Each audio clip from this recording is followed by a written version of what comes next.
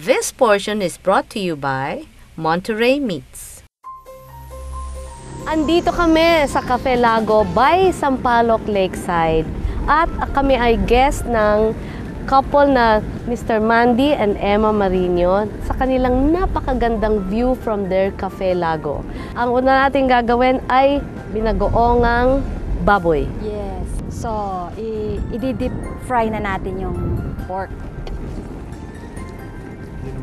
Okay. So, gigisahin natin yung ano. Unang bawang. No? Ganyan talaga karaming mantika. Oo.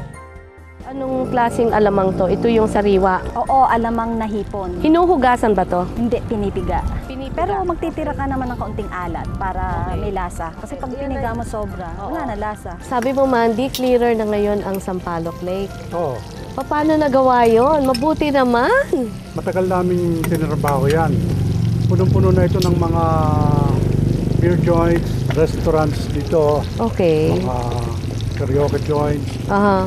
Na ito naman ay public easement. Hindi pwedeng lagyan ng mga kung ano ng structures. Yeah. Kaya palibot dito yung mga structures. Very limited na ang access ng mga mamamayan. Mga rally-rally. Finally, na-pressure na ang government. Yeah. Isa-isang gibain yung mga structures. Good. Good. Si Miss Emma nandito na sa sa kanyang alamang. Malapit na. Okay. So paano mong inano yung alamang? Pipigain mo ng kaunti. Yung enough lang yung saltiness ng alamang.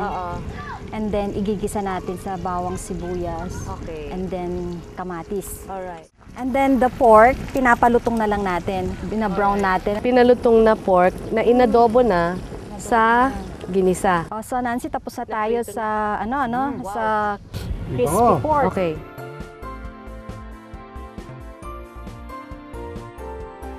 Ilalagay natin naman tong pork pieces on top.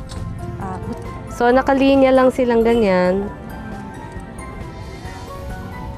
Yung sili on top, pwede rin. Isa to sa mga specialties ng Cafe Lago na gawa ni Emma. Thank you, Mandy, na yung advocacy mo ay talagang nakaka-inspire. And as for Emma, babalik kami kasi meron pa mga surpresang papakita sa atin tong ating foodie.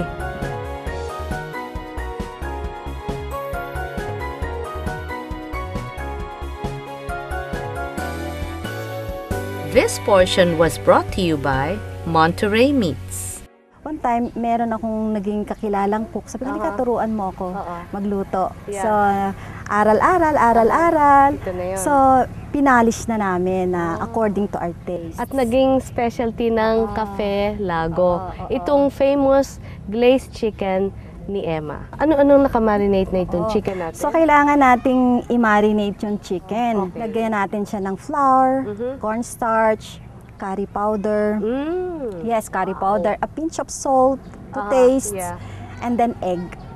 So, ibabad mo lang siya. Oo, ibababad mo lang. So, what is this glaze made of? Simpleng-simple lang itong lutuin kasi tubig lang, no? Sugar, garlic, a pinch of salt, at saka itong sili. Labuyo dapat. Ano tong oil na nasa And ibabaw? then, a little of sesame oil. Kaya mabango. Yeah, sesame oil. Ito po ang ginagawa natin ay yung glazed chicken ni Emma. Saan mo naman nahiligan magluto? Kasi para ako lalong mahalin ng asawa ko, no? Eh kasi naman, napakahilig kumain. Wow, very good. So, kailangan daw na para mahalin ka ng asawa mo, lagi mong busugin. Mabango na yung kanyang marinade, mabango pa rin tong glaze niya.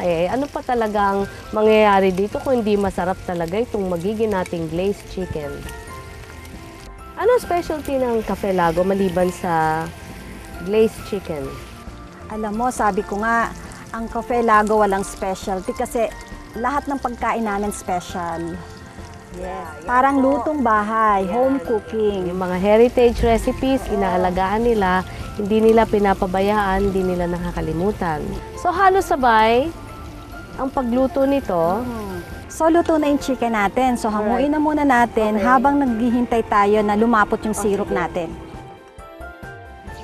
Kung gusto nyo makuha mga recipes ni Emma at mga recipes natin dito sa The Pinoy Foodie, pumunta lang kayo sa Facebook.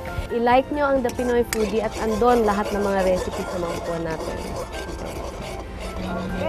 Eto na, isa-shuffle na ni Emma yung kanyang chicken. Alam mo na, imagine ko ang lasa nito. Napakasarap. So, until mag-caramelize, maging brownish. So, yung sauce lumipat na dun sa ating chicken na shuffle na. So, there we are. Okay, yan na ang ating glazed shuffled chicken. I-plate na natin. Sige. Yan. Akin yan. Woo! Yan. Okay. And for the Pinoy Foodie, one more dish by Emma.